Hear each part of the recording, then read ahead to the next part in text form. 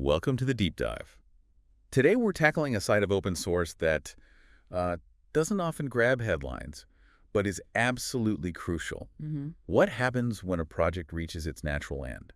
When it's time to sunset it. Right. Thinking about it as a kind of mindful conclusion, Yeah. making sure it bows out gracefully. Exactly. And it's more than just like shutting things down. The way a project is retired, well, it has lasting consequences. There's a real art to it. There is, yeah. A set of considered practices, just as important as when you start a project. It's definitely not just hitting delete. And, you don't need to be knee-deep in code for this to be relevant. Not at all. If you use software, and honestly, who doesn't, you're benefiting from tons of open source stuff. Constantly. So understanding the full life cycle, including the exit strategy, that gives you a richer picture of the tech shaping our lives. Totally. And the core ideas we'll explore: maintenance, evolution, knowing when to move on. Those are lessons that apply way beyond just coding. For sure. So our guide for this is a great piece from the GitHub blog. It's called Do's and Don'ts When Sunsetting Open Source Projects. Yeah, it's really insightful because it's rooted in actual experience. We're hearing from maintainers like Brett Terpstra, Olga Botvinnik, Ben Johnson, people who've actually done this. Real first-hand accounts. Exactly. They've navigated these decisions. Okay, so our mission here is to basically pull out their practical wisdom, make it actionable for you, whether you're a developer, a user, or just, curious about how software evolves. Understand the thoughtful way to handle the end of life for these tools. Right. So let's dive in. First big question, why? Why does an open source project even need to be sunsetted? What are the reasons? Well, there are several key drivers. One pretty big one is simply declining usage. People stop using it. Yeah. As tech progresses, better alternatives often pop up.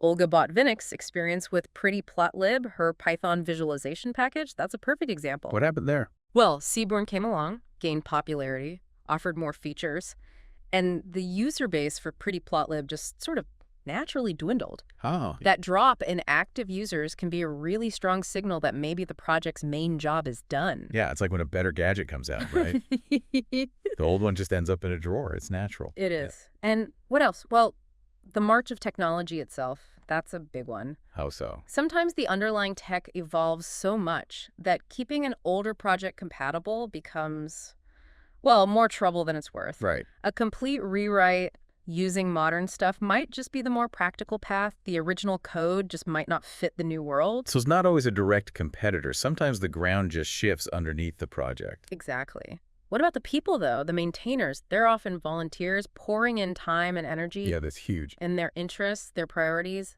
they change. They naturally change over time. Like Olga Botvinnik. Right. She made pretty.plotlib for her PhD research.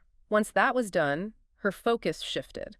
New research, new projects that grabbed her interest. Understandable. And the sheer commitment, the time needed to maintain an open source project that can naturally lessen as personal situations change. It's a labor of love, usually, not a life sentence. Precisely. And I bet some projects just become incredibly hard to keep going because of things outside the maintainer's control. Oh, absolutely. Brett Terpstra mentioned this.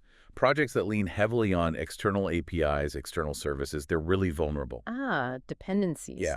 If those services change or shut down, the maintainer faces a mountain of work just to keep their own thing running. Right, just to stand still. Exactly. There's a point where the effort just doesn't make sense anymore compared to the benefit. Okay, so if you've ever used software that felt kind of stuck in time, or maybe just stopped working suddenly, yeah, these are likely the kinds of reasons behind it. Okay, let's flip this. What are the big don'ts? What should maintainers absolutely avoid when sunsetting? Good question. One key don't, drawing from Olga Botvinnik's reflection, is keeping a project going for too long. Too long? How so? Especially when it's clear there are better alternatives out there, and maybe your own passion for it has, faded. She actually regretted not retiring pretty.plotlib sooner. Interesting. Why is hanging on bad? Well, it can be tough on the maintainer, feeling burdened. And it might not be great for the community if they'd be better served by a more modern, actively developed option. Ah, okay. So sometimes letting go is actually the helpful thing. It seems so. What about how it's done? The communication? That's critical. Brett Terpstra really emphasizes this. Don't just pull the rug out from under users. Yeah, no kidding. His practice, give at least a month's notice. That gives people who rely on the project a vital window. Time to do what? find alternatives, adjust their workflows, just generally prepare for the end. A sudden disappearance, that can be incredibly disruptive. Oh, totally. Imagine a tool you use every day just vanishes. Chaos. Exactly. So clear, advance notice is just essential for a smooth transition. Okay, now onto the positive side. The to-dos. What are some constructive steps? Well, one really valuable thing a maintainer can do is actively look for someone else, someone in the community who might want to take over. Hand it off. Yeah.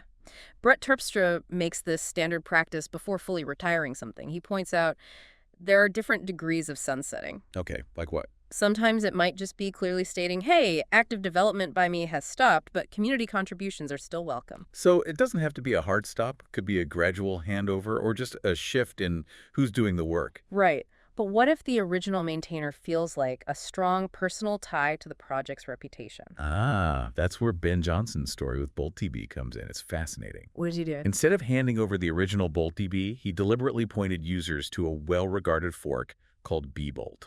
His reasoning was his own name, his professional reputation, was really closely tied to BoltDB. He preferred not to just hand that legacy over entirely. Wow, okay. That shows there's real nuance here. It's personal, it's strategic, not just technical code stuff. Absolutely. It's about more than just the code. It's the maintainer's identity, their relationship with it. Okay, so what about the code itself? Where should it end up? What's the best practice? The overwhelming advice is keep the code accessible online.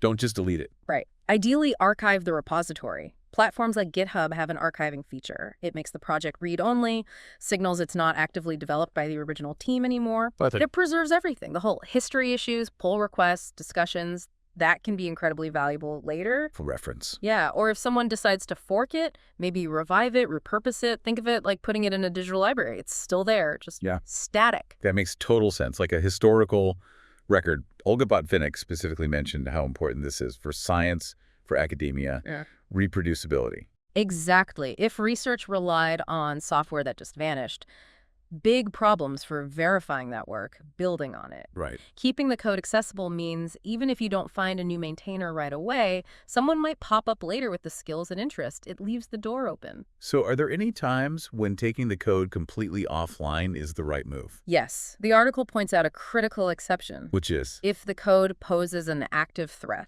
Like if it has major security holes that could put users at serious risk. Ah, okay. Urgent cases. Yeah. In those situations, removing it entirely might be the most responsible thing to prevent harm. That's a really vital distinction. Yeah. Okay, so summing up a bit, sunsetting isn't failure. It's a natural, necessary part of the open source lifecycle. Precisely. And handling it with care, with consideration. That's paramount. Reflects well on the maintainer. Absolutely. Shows respect for the user community who depended on the project. It's a balancing act, isn't it? Personal priorities versus the ecosystem's health and the project's legacy. And whether you're deep in open source development or just using the tools it provides, understanding these principles gives you, I think, a much deeper appreciation for how software evolves and sometimes how it concludes its journey. Absolutely. It gives you essential context for the digital world we navigate every single day. Okay, so let's quickly recap the key do's and don'ts we hit.